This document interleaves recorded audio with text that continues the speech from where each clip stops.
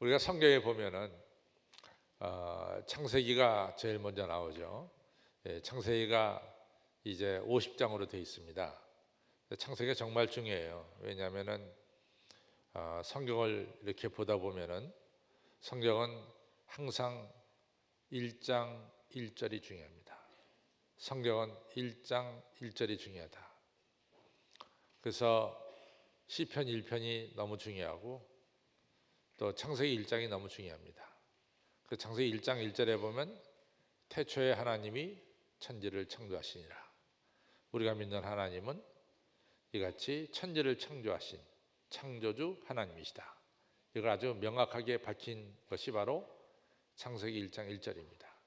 그래서 누가 여러분들에게 당신이 믿는 하나님이 누구시냐라고 묻는다면은 여러분들은 담대하게 내가 믿는 하나님은 천지 만물을 창조하신 창조주 하나님이십니다. 이렇게 확실하게 대답하셔야 될 줄로 압니다. 창세기가 50장인데 1장서부터 11장까지를 프라이미벌 히스토리다. 이 얘기는 뭐냐면은 원역사다. 이 원역사라고 하는 얘기는 사실은 연대를 계산하기가 좀 어려워요.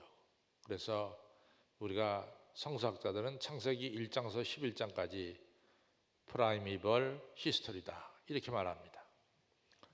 그 다음에 12장부터 50장까지는 하나님께서 여러분과 저를 구원하시는데 구체적으로 활동하시고 말씀하시고 역사하신 것이 나옵니다. 그래서 창세기 12장 1절부터 인류를 구원하시는 하나님의 구원의 역사가 구체적으로 이제 시작되었다. 이렇게 말씀할 수 있습니다. 근데 이제 창세기 12장 1절부터 창세기 50장이 끝장이라고 했잖아요. 50장 끝장을 보면은 주로 누구의 이야기가 나오냐면은 아브라함의 이야기가 나옵니다. 또 아브라함에 이어서 이삭의 이야기가 나옵니다. 이삭에 뒤이어서 야곱의 이야기가 나옵니다. 야곱의 뒤를 이어서 요셉의 이야기가 나옵니다. 그러면은 아브라함과 이삭과 야곱과 요셉 이분들을 뭐라고 부르냐면은 믿음의 족장들이다 이렇게 부릅니다. 믿음의 족장들이다. 그래서 창세기 12장부터 50장까지는 믿음의 족장들의 역사다 이렇게도 말할 수 있습니다. 그러면 이 창세기 12장부터 나오는 아브라함, 이삭, 야곱, 요셉 이러한 믿음의 족장들은 어떤 특징을 가졌냐? 한결같이 하나님으로부터 복을 받은 사람들이다. 이렇게 공통적으로 볼 수 있습니다. 한결같이 하나님의 복을 받았습니다. 오늘 우리가 읽은 이 창세기 12장 1절에 보면은 하나님이 아브라함에 그러죠. 너는 본토 친척 아비 집을 떠나 내가 네게 지시할 땅으로 가라. 그리고 나서 말씀하시기를 내가 너로 큰 민족을 이루게 하고 내가 내 이름을 창대케 하고 내가 너를 복의 근원으로 삼겠다. 너를 통해서 수많은 백성들이 복을 받을 것이다. 이렇게 얘기했습니다. 그래서 아브라함이 실제로 복을 받아서 아브라함을 통해서 복이 나누어집니다. 창세기 13장으로 가보면은 이제 그 아브라함과 함께 이 우르 지방에서 떠나서 이 가나안 땅까지 온 조카 롯이 있습니다. 근데 가나안 땅은 낯선 땅인데 아브라함의 가축과 조카 롯의 가축이 정말 생육하고 번성하고 생육하는 거예요. 갑작스럽게 양떼와 소떼가 늘어나는 거죠. 그래서 함께 거하기가 어려웠어요. 그래서 이제 아브라함의 양떼들과 가축과 또 짐승들과 이 롯의 짐승들이 서로 떨어져 살 수밖에 없는 그 정도로 축복을 받았습니다. 또 여러분들 아브라함의 아들 이삭을 봅시다. 이삭을 보면은 창세기 26장의 이삭에 대한 이야기가 자세히 나오거든요. 이삭이 그의 농사를 지어서 그의 100배의 결실을 얻었더라. 이것이 창세기 26장 12절에 나옵니다. 그리고 계속해서 이어져서 말씀하기를 이 이삭이 마침내 거부가 되었더라. 그렇게 하나님의 축복을 받습니다. 그런데 이삭이 같이 축복받은 것으로만 끝나는 것이 아니라 이 가축, 이 짐승을 기르려면은 우물이 꼭 필요합니다. 그래서 이삭이 에색이라고 하는 우물을 파고 또 신나라는 우물을 팝니다. 그래갖고 자기 짐승들을 먹이는데 그 땅의 본래 주인이 그랄 사람들이에요. 그랄 사람들이 와서 그 우물 우리에게 달라. 그럴 때 이삭이 그 자기가 파놓은 우물을 그랄 사람들에게 주는 게 나옵니다. 그 다음에 그랄 사람들이 이삭에게 찾아와서 말하기를 내가 자세히 당신들을 보니까 당신들에게 하나님이 함께 계시는 것이 우리 눈에 보입니다. 하나님이 당신에게 축복해 주신 것이 우리 눈에 보입니다. 그러니 당신들 우리와 함께 살아야 되겠습니다. 당신들이 우리 가운데 삶으로 우리가 동시에 축복을 받습니다. 그러니까 이 이삭과 그랄 사람들과 사이에 서로 약조를 맺습니다. 함께 살기로. 그랄 사람들이 만약에 이삭이 와서 자기들에게 해를 끼치고 있다면 이삭에게 같이 살겠다 그러겠어요?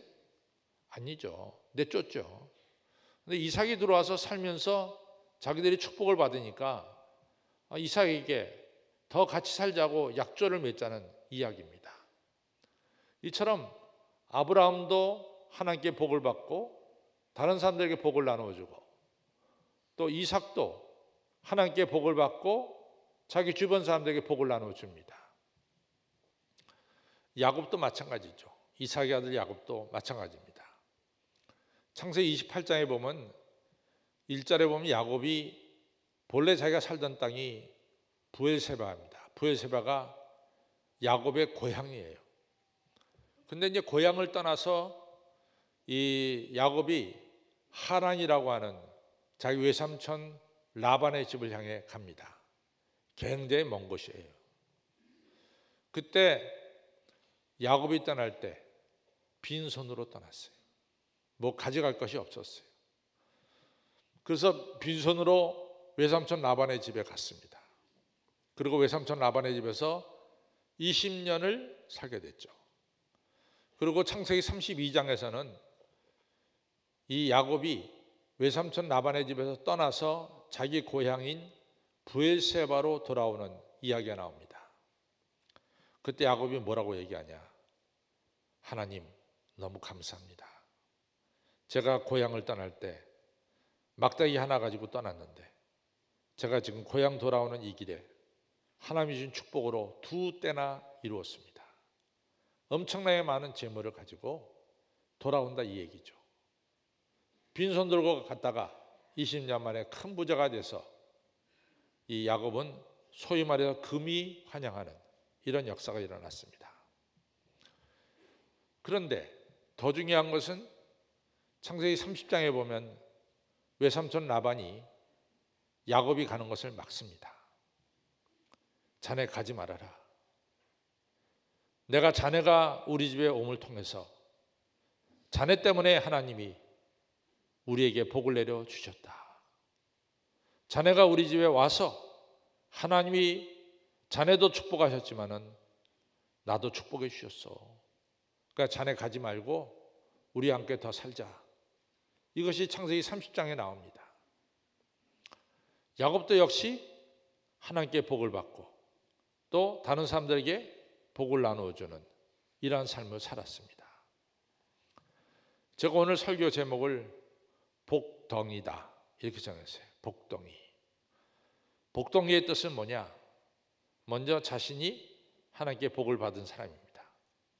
그리고 복덩이는 다른 사람에게 복을 나누어주는 사람이 복덩이입니다.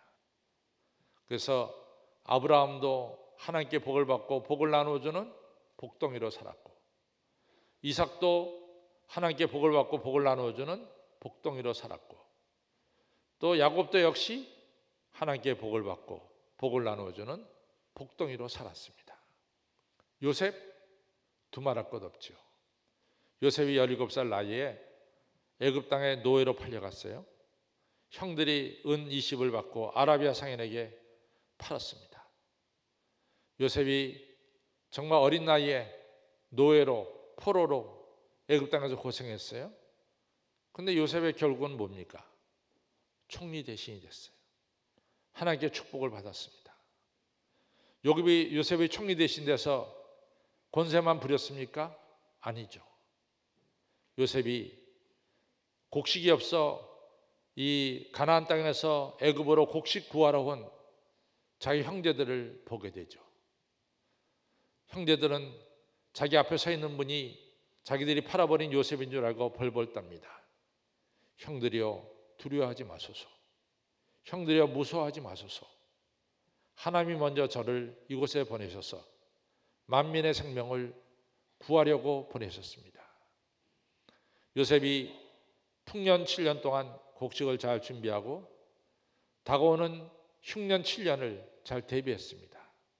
흉년 때 곡식이 없어서 배고파 죽어가는 사람들에게 곡식을 나눠주는 복의 통로가 됐습니다. 복덩이는 먼저 하나님께 복을 받는 사람이 복덩이입니다. 동시에 복덩이는 하나님께 받은 복을 주변 사람들에게 나눠주는 사람들이 복덩이입니다. 여러분들 2017년 복덩이처럼 살고 싶지 않으세요? 네? 여러분들 복덩이처럼 살고 싶지 않으세요? 저는 복덩이처럼 살고 싶어요. 첫째, 2017년에 하나님께 많은 복을 받기를 소원합니다. 그리고 이 복을 우리 주변 사람들에게 나눠주는 이런 복의 통로가 되기를 소원합니다. 우리 옆분들에게 인사합시다. 우리 복덩이로 삽시다.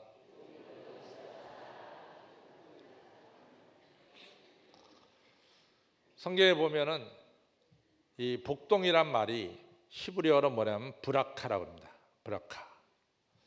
이 브라카라고 하는 히브리어의 원뜻을 보면은 복덩이는 저절로 복덩이가 되는 게 아니에요. 하나님께 복을 받은 사람이 복덩이입니다. 그래서 복덩이의 뜻은 뭐냐?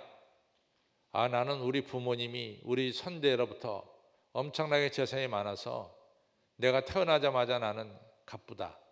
그게 복덩이가 아닙니다. 복덩이는 하나님으로부터 내가 축복받았다. 정말 하나님께로부터 축복받은 사실을 아는 사람이 복덩이입니다.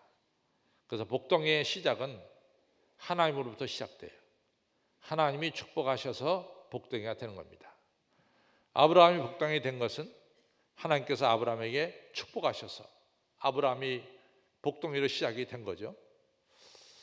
이같이 하나님께서 복을 주셔야 복덩이가 되는데 하나님이 어떤 사람들에게 복을 주느냐? 성경은 아주 자세하게 말합니다. 첫째, 아브라함이 복덩이가 될 때 제일 먼저 비결은 뭐냐? 하나님 말씀에 순종했어요. 하나님이 조건을 걸었죠. 너는 본토, 친척, 아비 집을 떠나 내가 내게 지시할 땅으로 갈 것 같으면 내가 너로 큰 민족을 이루고 네 이름을 창대케 하고 너를 복의 근원이 되게 할 것이다.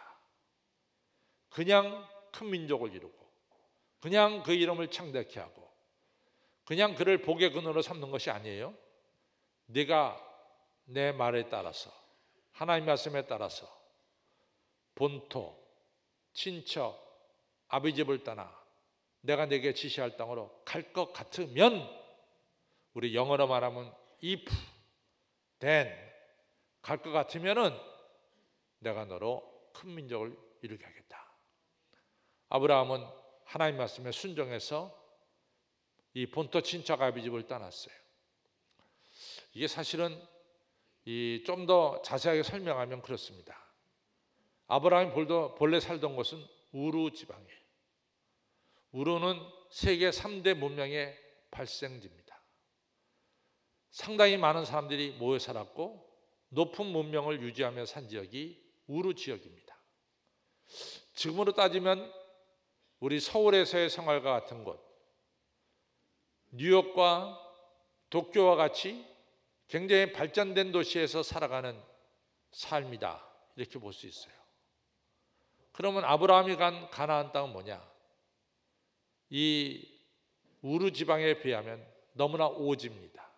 못 살고 문명이 뒤떨어진 곳, 그것이 바로 이 가나안 땅이죠. 실제로 가나안 땅은 성경을 보면은 문명이 많이 뒤떨어져 있었어요. 근데 하나님께서 아브라함에게 너 서울을 떠나서 저 오지로 가라. 그럴 때 아브라함은 순종해서 오지로 갔습니다. 그러니까 하나님이 아브라함을 축복하신 거예요. 창세기 22장에서는 100세 얻은 아들 이삭을 하나님께서 바치라 그럽니다. 아브라함이 말씀을 듣는 즉시로 이삭 데리고 모리아산에 가서 번제로 드리려고 했죠. 하나님께서 막으셨어요. 그때 하나님이 뭐라고 말씀하십니까? 내가 이제 알았다. 네가 네 아들 독자도 아끼지 않고 나를 사랑하는 줄을 내가 이제 알았다. 그 다음 말씀이 중요해요. 내가 나를 두고, 하나님이 자신을 두고 맹세한다. 내가 틀림없이 너에게 복을 내려주겠다. 아브라함이 축복받은 가장 큰 비결은 뭐냐? 하나님 말씀에 순종한 것입니다. 순종해서 복을 받았습니다. 또 여러분들, 축복이란 말을, 복동이란 말을 제가 아까 브라카라 그랬어요. 이 브라카라는 말의 두 번째 의미는 뭐냐? 두 번째 의미는 하나님을 찬양한다, 예배한다, 이런 뜻이에요. 이사야가 언제 축복받았느냐? 이사야 6장 1절로 8절에 보면은 여러분들처럼 오늘 성전에 나와서 예배드리다가 하나님의 영광을 보고 축복받았어요. 이사야가 축복받은 것은 딴 데서 축복받은 게 아닙니다. 성전에 나와서 예배드리다 보니까 성전에 하나님의 영광이 가득 찬 거예요. 천사들이 하늘 날면서 거룩하다 하나님을 찬양하는 거예요. 그때 이사야가 엎드려지고, 그리고 숯불로 이사야의 죄가 다 사해지고, 그리고 하나님의 음성을 듣습니다. 누가 나를 위하여 갈고, 주여 제가 여기 있나이다, 저를 보내소서. 이렇게 돼서 이사야가 복의 통로가 된 것입니다. 시편 128편에 하나님을 경외하는 자마다 복을 받을 것이다. 그 손이 수고한 대로 얻을 것이다. 그 사람은 복되고 창대케 될 것이다. 누가 축복받아요? 하나님을 경외하는 자, 하나님께 예배하는 자가 복을 받는다 라고 말씀하고 있습니다. 여러분들, 요한계시록 1장에 보면은 사도 요한이 반모섬에 유배되어 가 있었는데, 이 사도 요한이 언제 영광의 주님을 뵙게 되냐? 안식 후 첫날, 지금같이 주일날 부활하신 예수님께 예배할 때 하늘이 열리고 영광스러운 주님이 이 반모섬에 유배가 있던 요한의 눈에 비춰지면서 하늘의 신비스러운 음성들을 듣게 되고, 장차 일어날 앞으로 세상에 나타날 일들을 이 요한이 예수님으로부터 듣게 됩니다. 그래서 쓴 책이 요한계시록입니다. 여러분, 복덩이가 언제 되느냐? 하나님께 예배드릴 때 복덩이가 됩니다. 그래서 오늘 2017년 정월 초하루, 오늘 신년 예배를 드리는 여러분들은 복덩이가 되는 중요한 길에 여러분들이 서 있음을 믿으시길 바랍니다. 오늘 이 시간 예배드리는 시간이 우리가 복덩이가 되는 시간입니다. 세 번째로 복덩이가 되는 비결은 뭘까? 시편 1편에 있습니다. 복 있는 사람은 악인의 길을 쫓지 않고 죄인의 길에 서지 않고 오만한 자의 자리에 앉지 아니하고 오직 여호와의 율법을 주야로 묵상하는 자로다. 이는 시냇가에 심은 나무처럼 때를 따라서 열매를 맺게 되는 것이죠. 하나님 말씀을 읽어야 됩니다. 하나님 말씀을 묵상해야 됩니다. 여러분들, 세상에서 가장 중요한 책이 뭘까? 하나님 말씀이에요. 그래서 성경 말씀을 꼭 읽으시기를 바랍니다. 복덩이가 되는 세 가지 비결. 첫째는 말씀에 순종하고, 둘째는 예배하고, 셋째는 하나님 말씀을 묵상하는 겁니다. 저는 성경을 보면서요, 아주 분명한 것 중에 하나가 뭐냐, 복동의 특징이 있는데, 복동의 특징은 음부의 권세가 이기지 못하고, 그리고 세상의 저주가 이기지 못한다는 사실이에요. 마태복음 16장에 보면은 예수님께서 가이사라 빌립보 지방에 갔을 때 제자들이 묻습니다. 야, 세상 사람들이 나를 누구라 하더냐? 그랬더니 엘리야다, 뭐 세례 요한이다, 선지자 중에 하나다, 그렇게 말하고 있습니다. 그렇다면 너희는 나를 누구라 하느냐? 그때 베드로가 나서 말하죠. 주는 그리스도시요 살아계신 하나님의 아들입니다. 그때 예수님이 그 말씀을 듣고 뭐라고 얘기합니까?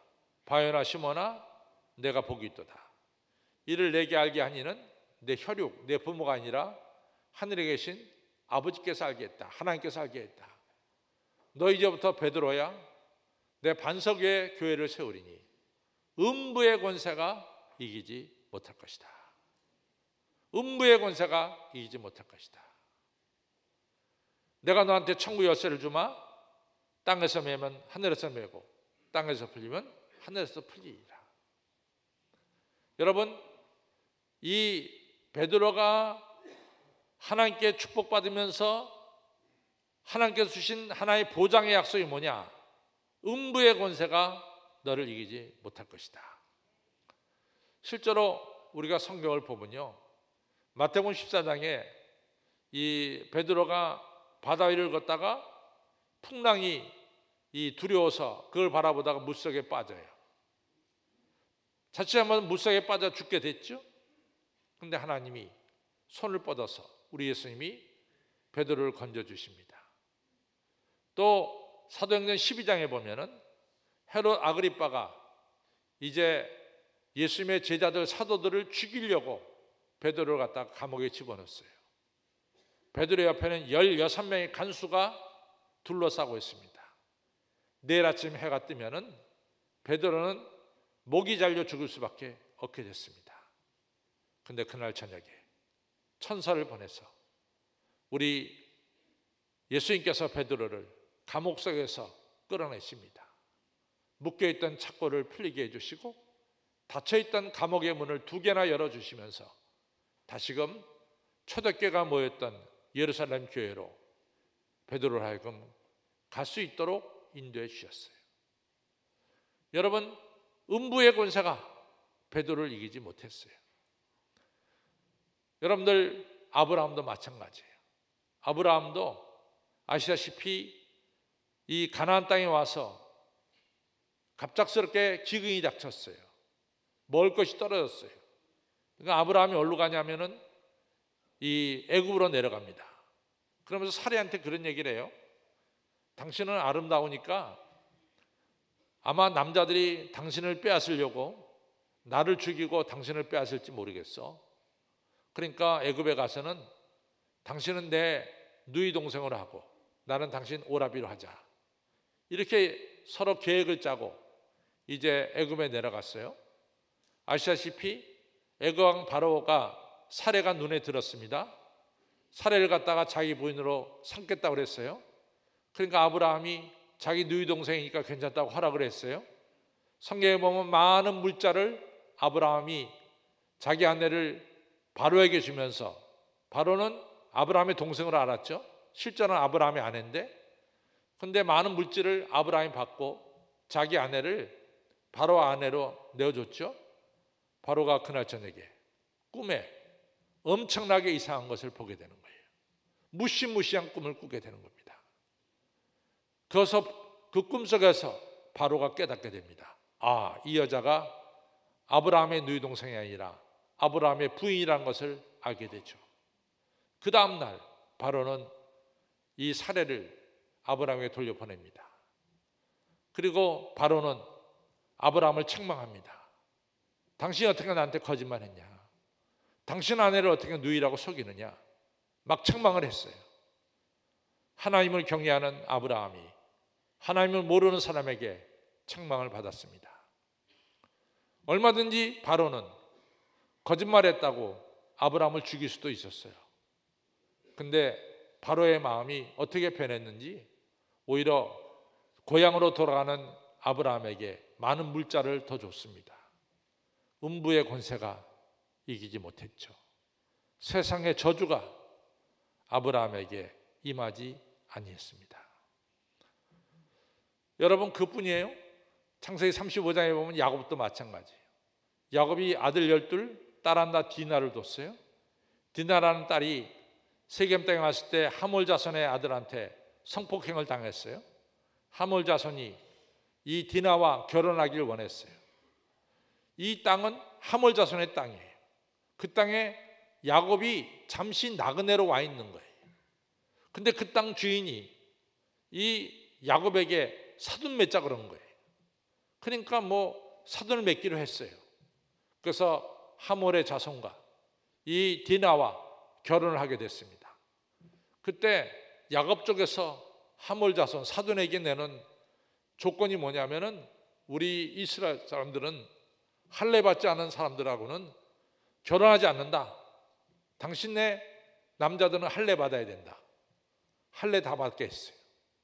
그 다음날 야곱의 아들 중에 사나운 유다, 시므온, 레위 이런 아들들이 칼 들고 나가서 이 세겜 사람들을 모조리 죽여버렸어요. 주변에 있던 사람들이 들고 일합니다. 저런 나쁜 놈들이 어딨냐? 결혼한다고 다 약속해놓고 약조해놓고 말이지. 사돈들을 다 죽이고 말이지. 그런 사기꾼들이 어딨냐? 주변의 마을 사람들이 들고 일어났어요. 야곱이 그 소식을 듣고 우리 망하게 됐다. 그렇게 얘기합니다. 야곱이 하나님께 기도했습니다. 하나님, 망하게 됐습니다. 어떻게 하면 좋겠습니까? 하나님께서 야곱에게 말하죠. 너희들 우상들을 다 파묻고 그리고 베델로 가라. 그래서 야곱이 자기 자신들과 함께 베델로 움직입니다. 이상스러울 만큼 어저께까지만 해도 야곱 죽이겠다고 들끓던 마을 사람들이 야곱이 가는 길을 편안히 가게 해주는 것을 보게 됩니다. 여러분, 하나님께서 야곱이 분명히 실수했어요.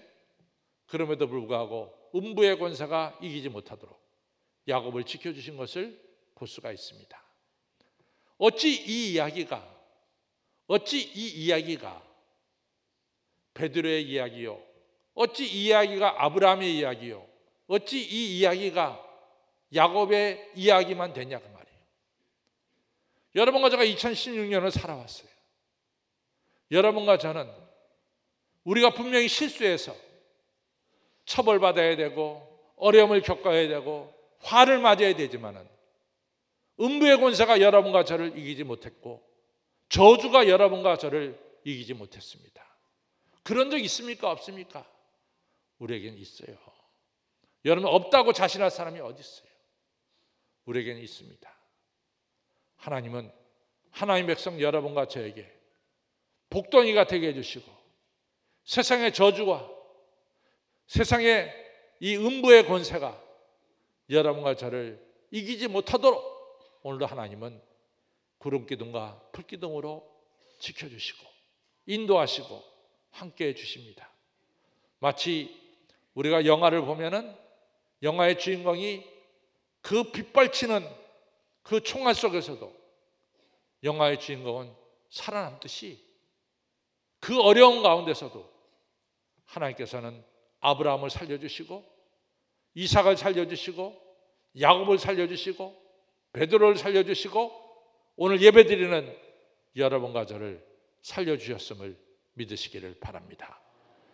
세상의 저주가 음부의 권세가 하나님의 자녀인 여러분과 저를 덮지 못하도록 이기지 못하도록 하나님께서 지켜주셨어요. 여러분과 저를 복둥이로 삼아주셨습니다.